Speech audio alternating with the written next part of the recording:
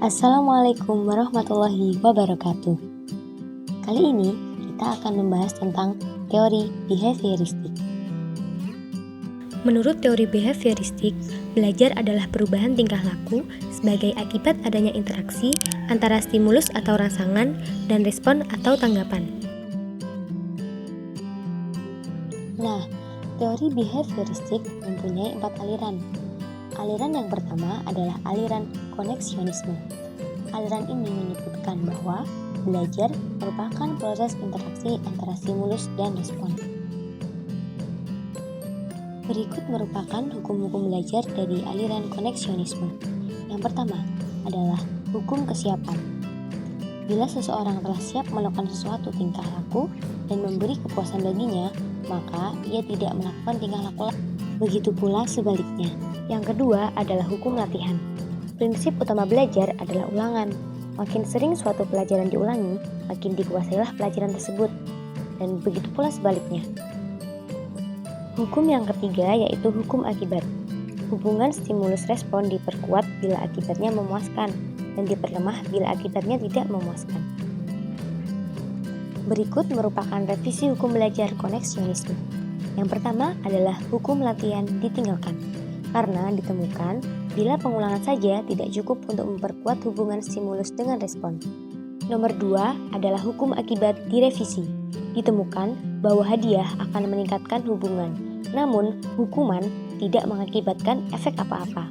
Selanjutnya adalah belongingness, yaitu terjadinya hubungan stimulus respon adanya saling sesuai antara kedua hal tersebut. Situasi belajar akan mempengaruhi hasil belajar. Yang keempat adalah spread of effect, yaitu bahwa akibat dari suatu perbuatan dapat menular. Selanjutnya kita akan membahas tentang penerapan teori belajar koneksionisme. Yang pertama, guru dalam proses pembelajaran harus tahu apa yang hendak diberikan kepada siswa. Yang kedua, dalam proses pembelajaran, tujuan yang akan dicapai harus dirumuskan dengan jelas. Yang ketiga, ulangan yang teratur perlu sebagai umpan balik bagi guru apakah proses pembelajaran sudah sesuai dengan tujuan yang ingin dicapai atau belum.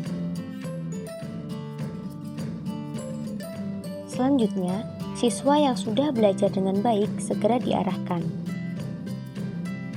Lalu, situasi belajar dibuat mirip dengan kehidupan nyata, sehingga terjadi transfer dari kelas ke lingkungan luar.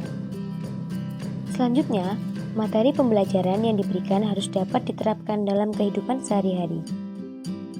Lalu, tugas yang melebihi kemampuan peserta didik tidak akan meningkatkan kemampuan siswa dalam memecahkan permasalahannya.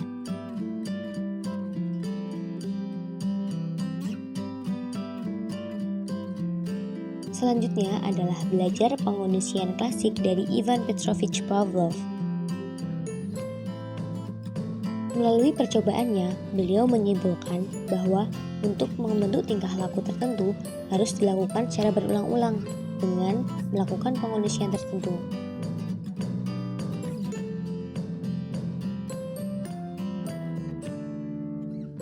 Penerapan teori ini dalam pendidikan dan pembelajaran adalah merubah perilaku yang bersifat maladaptif dan merubahnya menjadi perilaku yang adaptif. Misalnya, rasa takut terhadap pelajaran matematika diubah menjadi rasa senang terhadap pelajaran matematika. Selanjutnya adalah pengkondisian kontiguitas oleh Edwin R. Guthrie. Beliau berpendapat bahwa tingkah laku manusia dapat diubah, seperti tingkah laku jelek dapat dirubah menjadi baik. Ada 3 metode pengubah tingkah laku menurut teori ini. Yang pertama adalah metode respon bertentangan. Seperti contoh, si anak tidak menyukai barang A, namun si anak menyukai barang B. Caranya adalah kita harus meletakkan barang A di dekat barang B, agar lambat laun si anak dapat menyukai barang A. Yang kedua adalah metode membosankan. Misalnya, anak kecil suka menghisap rokok. Ia disuruh merokok sampai bosan, dan setelah bosan ia akan berhenti merokok dengan. Metode ketiga adalah metode mengubah lingkungan.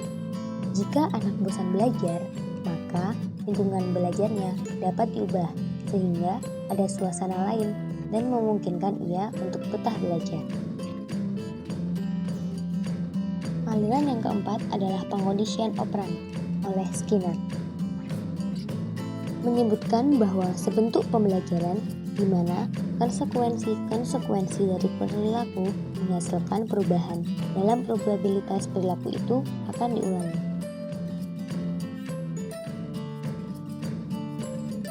Penerapan teori Skinner dalam belajar yang pertama adalah hasil belajar harus segera diberitahukan kepada siswa.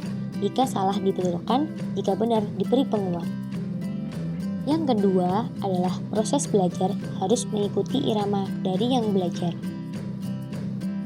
Yang ketiga adalah materi pelajaran digunakan dengan sistem modul. Selanjutnya, dalam proses pembelajaran lebih dipentingkan aktivitas sendiri. Dan yang terakhir adalah dalam proses pembelajaran tidak digunakan hukuman. Untuk ini, lingkungan perlu diubah untuk menghindari adanya hukuman. Nah, itu tadi penjelasan kami mengenai teori behavioristik. Kurang lebihnya mohon maaf. Terima kasih sudah menyimak. Assalamualaikum warahmatullahi wabarakatuh.